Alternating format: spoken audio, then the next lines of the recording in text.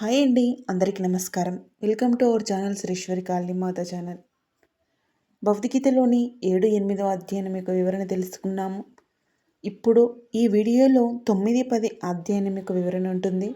ఖచ్చితంగా మీరు video on చేసుకొని మీరు ఎంత పనిలో ఉన్నా సైడ్కు పెట్టుకొనినా వినండి. ఖచ్చితంగా భగవద్గీత గురించి తెలుసుకోవాలి. శ్లోకాలు నేర్చుకోకున్నా పర్వాలేదు, కనీసం తాత్పర్యం అని తెలుసుకొని మన జన్మను మనం ధన్యం చేసుకోవాలి. హిందూ సనాతన ధర్మమే భగవద్గీతే హిందూ సనాతన ధర్మం. అరాచక శక్తులు మన హిందూ ధర్మంపై, మన సనాతన ధర్మంపై తిష్ట వేసుకోకముందే మనమందరం మేలుకోవాలి. భగవద్గీతలోని తాత్పర్యాన్ని వినడానికి, నేర్చుకోవడానికి ప్రయత్నం చేయాలి. మనకంటూ ఉన్న ఈ సమయంలో ఆ భగవంతునిపై 20 నిమిషాల సమయాన్ని కేటాయించుకొని మీ ఇష్టదైవం కోసం ధ్యానం చేయండి. మీకు కుదిరితే ఖచ్చితంగా ప్రతి వారం గుడికి వెళ్ళండి. భగవంతుడు పలుకుతున్నాడు, ఓ అర్జున, నీకు నా మీద ఆశయ లేదు కాబట్టి ఈ యొక్క అత్యంత రహస్యమైన జ్ఞానాన్ని మరియు అనుభవపూర్వక విజ్ఞానాన్ని ఇప్పుడు నేను నీకు తెలియజేస్తాను. ఇది తెలుసుకున్న తర్వాత నువ్వు భౌతిక సంసార బాధల నుండి విముక్తి చేయబడతావు. ఈ జ్ఞానము అన్ని విద్యలకు రారాజు మరియు అత్యంత గోపమైనది. ఇది విన్నవారిని పవిత్రం చేస్తుంది. ఇది నేరుగా అనుభవపూర్వకంగా తెలుసుకోవడానికి వీలైనది, ధర్మబద్ధమైనది, ఆచరించడానికి సులువైనది, శాశ్వతమైన ఫలితమును కూడా ఇచ్చేటటువంటిది. ఈ ధర్మం యందు విశ్వాసము లేని జనులు నన్ను పొందలేకున్నారు. ఓ శత్రువులను జయించేవాడా, వారు పదే పదే జనన మరణ చక్రంలో ఈ లోకానికి తిరిగి వస్తూ ఉంటారు. ఈ సమస్త విశ్వము నా అవ్యక్త స్వరూపంచే వ్యాపింపబడి ఉన్నది. సమస్త ప్రాణులు నా యందే స్థితమై ఉన్నాయి, కానీ నేను వాటి యందు స్థితుడను కాను. అయినా సరే ప్రాణులు నాలో స్థిరముగా ఉండవు. నా దివ్యశక్తి యొక్క అద్భుతమును తిలకించుము. నేనే సమస్త ప్రాణుల సృష్టికర్తను మరియు నిర్వాహకుడును. అయినా నేను వాటిచే కానీ భౌతిక ప్రకృతిచే కానీ ప్రభావితం కాను. అంతటా వీచే ప్రబలమైన గాలి కూడా ఎల్లప్పుడూ ఆకాశంలోనే స్థితమై ఉన్నట్టు, అదేవిధంగా సర్వ ప్రాణులు కూడా ఎల్లప్పుడూ నా యందే స్థితమై ఉంటాయి. కల్పతరమున ఒక కల్పము చివరన సమస్త ప్రాణులు నా యొక్క ఆదిమ ప్రకృతి శక్తి యందే విలీనమవుతాయి. తదుపరి సృష్టి ప్రారంభంలో ఓ కుంతిపుత్రుడా, నేను వాటి మరలా వ్యక్తపరుస్తాను. నా ప్రాకృతిక శక్తిని ఆధీనంలో ఉంచుకొని ఈ అసంఖ్యమైన జీవన రాశులను వాటి స్వభావాల అనుగుణంగా మరల సృష్టి చేయుచున్నాను. ఓ సిరి సంపదలను జయించేవాడా, ఈ కార్యములు ఏవి నన్ను బంధించలేవు. నేను ఒక తటస్థ పరిశీలకుడిగా ఈ కర్మలు ఏవి నన్ను అంటకుండా అనాసక్తితో ఉంటాను. నా యొక్క నిర్దేశంలో పనిచేస్తూ ఈ భౌతిక శక్తి సమస్త చరాచర భూతములను జనింపచేయును. ఓ కుంతిపుత్రుడా, ఈ కారణం వలన భౌతిక జగత్ మార్పుకు లోనగుచుండును. అంటే సృష్టి, స్థితి మరియు లయములు. నేను నా సాకార మనుష్య రూపంలో అవతరించినప్పుడు మూఢులు నన్ను గుర్తించలేకున్నారు. సకల భూతములకు మహేశ్వరుడైన నా వ్యక్తిత్వం యొక్క దివ్యత్వము వారికి తెలియదు. భౌతిక మాయాశక్తిచే భ్రమకులోనైనటువంటి జనులు అసుర నాస్తిక భావాలను పెంపొందించుకుంటారు. ఆ అయోమయ స్థితిలో అభ్యుదయం, సంక్షేమం కోసం వారి ఆశలు వ్యర్థమవుతాయి. వారు ఫలాసక్తితో చేసే కర్మలన్నీ నిష్ఫలమే మరియు వారి జ్ఞానము అయోమయ స్థితిలో ఉంటుంది. కానీ నా యొక్క దివ్యమైన శక్తిని ఆశ్రయించిన మహాత్ములు, ఓ పార్థ, నన్నే శ్రీకృష్ణ పరమాత్మనే సమస్త సృష్టికి ఆదిమూలమని తెలుసుకుంటారు. అన్యన చింతముతో కేవలం నా యందే మనసు లగ్నం చేసి వారు నా భక్తిలో నిమగ్నమవుతారు. ఎల్లప్పుడూ నా దివ్య లీలను, మహిమలను గానం చేస్తూ, దృఢ సంకల్పంతో పరిశ్రమిస్తూ, వినయముతో నా ముందు ప్రణమిల్లుతూ నిరంతరం వారు నన్నే ప్రేమాయుక్త భక్తితో ఆరాధిస్తుంటారు. మరికొందరు జ్ఞాన సముపార్జన యజ్ఞంలో నిమగ్నమై నన్ను చాలా రకాలుగా ఆరాధిస్తారు. కొందరు నన్ను తమతో అభేదమైన ఏకత్వంగా చూస్తారు. మరికొందరు నన్ను తమ కంటే వేరుగా పరిగణిస్తారు. ఇంకా కొందరు నా యొక్క విశ్వరూపం యొక్క అనంతమైన ఆవిర్భావములను ఆరాధిస్తారు. నేనే వైదిక క్రతువును, నేనే యజ్ఞమును, మరియు పూర్వీకులకు సమర్పించిన నైవేద్యమును నేనే. నేనే ఔషధ మూలికను, మరియు నేనే వేద మంత్రమును. నేనే నెయ్యిని, నేనే అగ్ని మరియు సమర్పించే కార్యమును. ఈ జగతుకు నేనే తండ్రిని, జగతికి నేనే తల్లిని కూడా. సంరక్షకుడిని, పితామహుడిని నేనే. నేనే పవిత్రమర్చేవాడిని. జ్ఞానం యొక్క లక్ష్యమును, పవిత్ర శబ్దము ఓంకారమును నేనే. ఋగ్వేదమును, సామవేదమును మరియు యజుర్వేదమును నేనే. నేనే సమస్త భూతముల సర్వోన్నత లక్ష్యమును, మరియు నేనే వారి యొక్క నిర్వాహకుడును, స్వామి, సాక్షి, నివాసము, ఆశ్రయము మరియు స్నేహితుడను. నేనే సృష్టికి మూలము, అంతము మరియు ఆధారము. నేనే శాశ్వత స్థానమును మరియు సనాతన బీజమును. నేనే సూర్యుని రూపంలో వేడిమిని ప్రసారిస్తాను, మరియు నేనే వర్షమును ఆపుతాను, కురిపిస్తాను. నేనే అమరత్వమును, మరియు నేనే మృత్యు రూపంలో వస్తాను. ఓ అర్జున, నేనే ఆత్మను, నేనే పదార్థమును కూడా. వేదములలో చెప్పబడిన సమకామ కర్మకండల పట్ల మొగ్గు చూపేవారు నన్ను యజ్ఞ యాగాదులచే పూజిస్తారు. యజ్ఞశేషమైన సోమరస పానము చేయటం ద్వారా పాపాలన్నీ పోయి పవిత్రులైన వారు స్వర్గలోకాలకు పోవడానికి ఆశిస్తారు. వారి పుణ్యకర్మల ఫలంగా వారు స్వర్గాధిపతి అయిన ఇంద్రుని లోకానికి వెళుతారు, మరియు దేవతల విలాసాల భోగాలన్నీ అనుభవిస్తారు. స్వర్గలోకం యొక్క విశాలమైన భోగములు అనుభవించుటచే వారి పుణ్యఫలము అంతా తరిగిపోయిన తర్వాత వారు తిరిగి భూలోకానికి వస్తారు. ఈ విధంగా భోగ వస్తు ప్రాప్తికై వైదిక కర్మకాండలను ఆచరించేవారు భూలోకానికి పదే పదే వచ్చిపోతుంటారు. ఎల్లప్పుడూ నన్నే స్మరిస్తూ మరియు నా యందు అనన్య భక్తిలో నిమగ్నమై వారుంటారు. అలా నా యందు సతతము మనసు నిలిపిన వారికి లేనిదేదో అది సమకూర్చి పెడతాను, మరియు వారికి ఉన్నదానిని సంరక్షిస్తాను. ఓ కుంతిపుత్రుడా, ఇతర దేవతలను శ్రద్ధతో ఆరాధించేవారు కూడా నన్నే పూజిస్తారు, కానీ అది వారు తప్పుడు పద్ధతిలో చేసినట్టు. సమస్త యజ్ఞములకు భక్తను, ఏకైక స్వామిని నేనే. కానీ నా యొక్క పరమేశ్వర తత్వంను తెలుసుకునినా వారు తిరిగి పుట్టవలసినదే. దేవతలను పూజించేవారు దేవతల యందు జన్మిస్తారు. పితృదేవతలను ఆరాధించేవారు పితృదేవతల దగ్గరికి వెళ్తారు. భూత ప్రేతములను ఆచరించేవారు అలాంటి వాటిలలో పుడతారు, మరియు నా భక్తులు నన్నే చేరుకుంటారు. నాకు ఎవరైనా భక్తితో ఒక ఆకును కానీ, ఒక పువ్వును కానీ, ఒక పండును కానీ, లేదా నీరైనా కానీ సమర్పిస్తే ఆ స్వచ్ఛమైన మనసు గల నా భక్తునిచే ప్రేమతో ఇవ్వబడిన దానిని నేను సంతోషంగా ఆరగిస్తాను. నువ్వు ఏ పని చేసినా, నువ్వు ఏది తిన్నా, నువ్వు యజ్ఞంలో అగ్నికి ఏది సమర్పించినా, నువ్వు ఏది బహుమతిగా దానమిచ్చినా, మరియు ఏ నిష్టలను ఆచరించినా, ఓ కుంతిపుత్రుడా, వాటిని నాకు సమర్పించినట్టుగా చెయ్యుము. అన్ని పనులను నాకే అర్పితం చేయడం ద్వారా నువ్వు శుభ అశుభముల ఫలితంల బంధనముల నుండి విముక్తి చేయబడతావు. సన్యాసము ద్వారా నీ మనసు నాయందే లగ్నమై నీవు విముక్తి చేయబడతావు మరియు నన్ను చేరుకుంటావు. నేను సర్వ ప్రాణుల యందు సమత్వ బుద్ధితో ఉంటాను. నేను ఎవరి పట్ల పక్షపాతంతో కానీ లేదా విరోధ భావంతో కానీ ఉండను. కానీ ప్రేమతో నన్ను ఆరాధించే భక్తులు నా యందే నివసిస్తారు, మరియు నేను వారి యందు నివసిస్తాను. పరమ పాపిష్టి వారైనా సరే నన్ను అన్యోన్య భక్తితో పూజిస్తే వారిని ధర్మాత్ములుగానే పరిగణించాలి, ఎందుకంటే వారు సరైన నిర్ణయం తీసుకున్నారు కాబట్టి. త్వరగతిన వారు ధర్మాత్ములుగా అవుతారు మరియు శాశ్వతమైన శాంతిని పొందుతారు. ఓ కుంతిపుత్రుడా, నా భక్తుడు ఎన్నటికీ నష్టమునకు గురికాడు అని ధైర్యంగా ప్రకటించుము. వారి జన్మ, జాతి, కులము ఏదైనా లింగభేదము లేకుండా సమాజం అసహించుకునేవారైనా నన్ను శరణొచ్చిన వారంతా పరమ పదమును పొందుతారు. ఇక పుణ్యాత్ములైన రాజులు, మునుల గురించి ఏమి చెప్పాలి. కాబట్టి తాత్కాలికమైన మరియు సుఖం లేని ఈ ప్రపంచంలోకి వచ్చాక ఇక నా యందు భక్తితో నిమగ్నమవ్వము.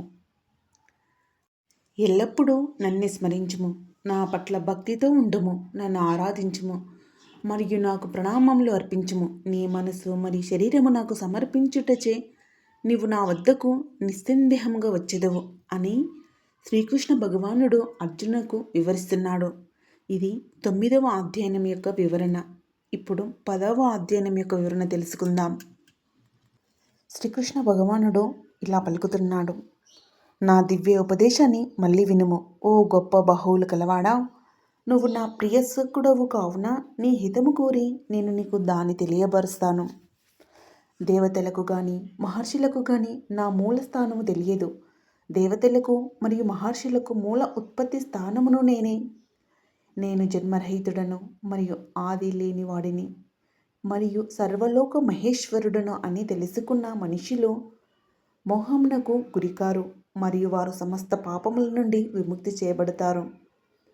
బుద్ధి కుశలత, జ్ఞానము, ఆలోచనలో స్పష్టత, క్షమాగుణము, నిజాయితీ, మనసు, ఇంద్రియ నిగ్రహణ, సుఖదుఖాలు, జనన మరణాలు, భయము, ధైర్యము, హింస, సమత్వ బుద్ధి, తృప్తి, తపస్సు, దానము, కీర్తి, అపకీర్తి మొదలగు మనుషులలో ఉండే వివిధములైన గుణములలోని వైవిధ్యములు నా నుండే జన్మించాయి. సప్త ఋషులు, వారి పూర్వం 4 మహాత్ములు మరియు 14 మానవులు, వీరందరూ నా మనసు నుండే జన్మించారు. వారి నుండే ఈ లోకంలోని సమస్త ప్రజలు అవతరించారు. నా మహిమలను మరియు దివ్యశక్తులను యథార్థముగా తెలిసినవారు నిశ్చలమైన భక్తి యోగము ద్వారా నాతో ఏకమైపోతారు. ఈ విషయంలో ఎలాంటి సందేహానికి తావులేదు. నేనే సమస్త సృష్టికి మూల ఉత్పత్తి స్థానమును. నా వల్లనే అన్నీ నడుస్తున్నవి. దీనిని సంపూర్ణముగా తెలుసుకున్న జ్ఞానులు నన్ను అత్యంత భక్తి విశ్వాసములతో ఆరాధిస్తారు. వారి మనసులు నాయందే లగ్నం చేసి వారి జీవితాలన్నీ శరణాగతితో నాకే అర్పించి నా భక్తులు ఎల్లప్పుడూ నాయందే సంతుష్టులై ఉంటారు. ఒకరినొకరు నా గురించి తెలుసుకుంటూ మరియు నా వైభవాల గురించి చర్చించుకుంటూ అత్యంత తృప్తిని, పరమానందంను అనుభవిస్తుంటారు. మనసు సదా ప్రేమ పూర్వక భక్తితో నాతో ఏకమై ఉన్నవారికి నేను దివ్య జ్ఞానమును ప్రసాదిస్తాను. దానిచే వారు నన్ను పొందవచ్చు. వారి మీద వాత్సల్యంతో వారి హృదయంలోనే ఉండే నేను ఆ జ్ఞానముచే ఏర్పడిన చీకటిని ప్రకాశవంతమైన జ్ఞానదీపముచే నాశనం చేస్తాను. అర్జునుడు ఇలా అడుగుతున్నాడు. నీవే పరబ్రహ్మము, పరంధాముడవు, సర్వోన్నతమైన పవిత్రము నరిచేవాడివి, నిత్య సనాతన భగవంతుడివి, ఆది పురుషుడివి, జన్మరహితుడివి మరియు అత్యున్నతమైన వాడివి. మహర్షులైన నారదుడు, అసితుడు, దేవులుడు మరియు వ్యాసుడు వంటి వారు ఇది చాటి చెప్పారు. మరి ఇప్పుడు స్వయముగా నీవే నాకు ఈ విషయాన్ని ప్రకటిస్తున్నావు. ఓ కృష్ణ, నువ్వు చెప్పిందంత సత్యమేనని నేను దృఢ విశ్వాసంతో నమ్ముతున్నాను. ఓ ప్రభు, దేవతలు కానీ దానవులు కానీ ఈ యథార్థ స్వరూపముని తెలుసుకోలేరు. ఓ పురుషోత్తమ, సకల భూతముల సృష్టికర్త అయిన వాడా, సర్వభూతేషు దేవదేవ జగత్పతే, నిజానికి నువ్వు మాత్రమే నిన్ను నీ అంద్రియమైన శక్తి ద్వారా ఎరుగుదవు. నీవు ఏ దివ్య విభూతుల ద్వారానైతే సమస్త జగతుల యందు వ్యాపించి వాటి యందు వసించి ఉంటావో వాటిని నాకు వివరించుము. ఓ యోగేశ్వర, నేను నిన్ను ఎలా తెలుసుకోగలను మరియు ఎలా స్మరిస్తూ ఉండేను మరియు ధ్యానం చేస్తున్నప్పుడు ఏ స్వరూపాలలో నిన్ను స్మరించగలను? ఓ భగవంతుడా, విస్తారముగా కానీ నీ యొక్క దివ్య మహిమలను మరియు అవతారములను మళ్ళీ చెప్పుము. ఓ జనార్దన, నీ అమృతమును వింటూ ఉంటే ఎన్నటికీ తనివి తీరదు అని అర్జునుడు అడుగుతున్నాడు. అప్పుడు శ్రీకృష్ణ భగవంతుడు మళ్ళీ ఇలా చెప్తున్నాడు. ఇప్పుడు నా యొక్క దివ్య విభూతులను నీకు క్లుప్తంగా వివరిస్తాను ఓ కురుశ్రేష్ఠ, ఎందుకంటే వాటి వివరణకి అంతమే లేదు. ఓ అర్జున, నేను సర్వభూతముల హృదయములలో కూర్చొని ఉన్నాను. నేనే సర్వ ప్రాణుల ఆది, మధ్యము మరియు అంత్యము. అదితి యొక్క 12 పుత్రులలో నేను విష్ణువుని. ప్రకాశవంతమైన వస్తువులలో నేను సూర్యుడిని, మరుతులలో మరీచుడిని మరియు రాత్రిపూట ఆకాశ నక్షత్రాలలో చంద్రుడను నేనే. నేను వేదములలో సామవేదమును, దేవతలలో ఇంద్రుడను, ఇంద్రియములలో మనస్సును, ప్రాణులలో చైతన్యమును. రుద్రులలో నేను శంకరుడును, అసురులలో కుబేరుడును, వసువులలో అగ్నిని మరియు పర్వతాలలో మేరు పర్వతమును. ఓ అర్జున, పురోహితులలో నేను బృహస్పతిని, సేనాపతులలో నేను కార్తికేయుడిని, మరియు జలాశయాలలో నేను సముద్రుని తెలుసుకొనుము. మహర్షిలో భృగు మహర్షిని నేను, మరియు శబ్దములలో అలౌకికమైన ఓంకారము, జపములలో భగవన్నామను మరలా మరల జపించుటమే నేను.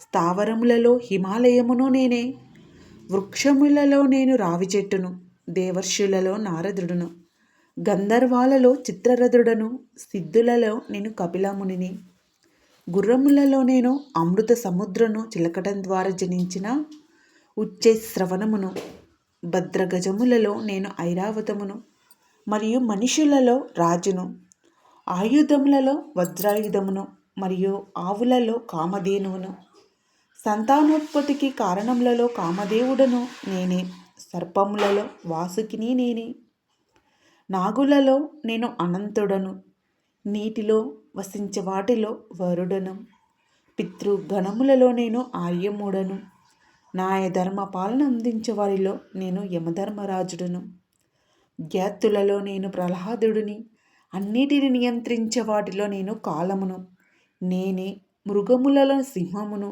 మరియు పక్షులలో గరత్మాత్ముడను అని తెలుసుకొనుము. పవిత్రమరిచే వాటిలో నేను వాయువుని, శాస్త్రధారులలో రాముడను, జల జంతువులలో మకరమును, మరియు ప్రవహించే నదులలో గంగానదిని.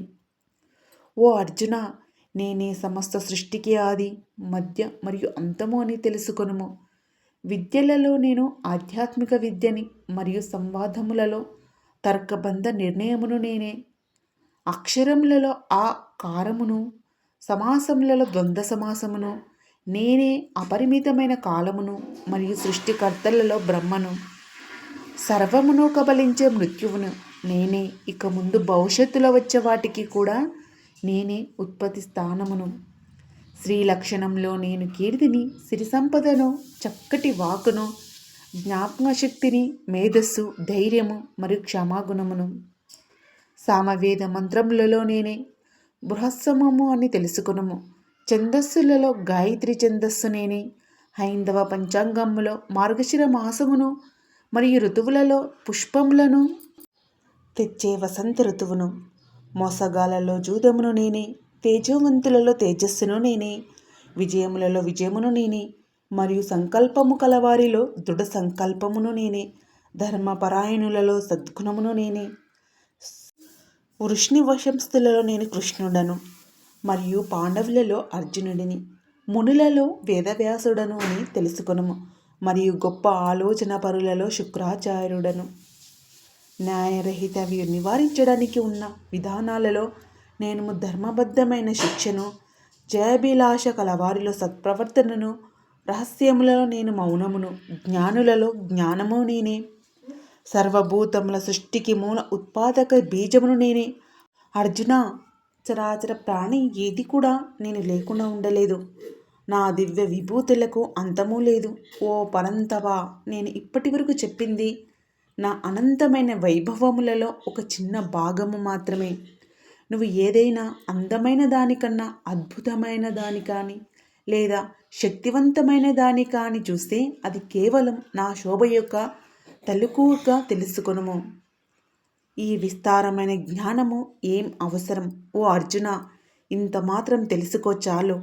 కేవలం నా యొక్క ఈ చిన్న అంశం చేతనే సమస్త జగతి యందు వ్యాపించి మరి దాన్ని పోషిస్తూ నిర్వహిస్తూ ఉన్నాను అని శ్రీకృష్ణ భగవానుడు విభూతి యోగ గురించి వివరించాడు. 10వ అధ్యాయం 9వ అధ్యాయం యొక్క వివరణ తెలుసుకున్నారు కదా. ఆ తండ్రి ఆశీస్సులు మీపై ఉండాలని మనస్ఫూర్తిగా కోరుకుంటున్నాం. సనాతన ధర్మాన్ని మనం ముందరికి తీసుకెళ్లడంలో, మన పిల్లలకు నేర్పించడంలో మన వంతుగా ప్రతి ఒక్కరం కృషి చేద్దాం. సర్వే జన సుఖినో భవంతు.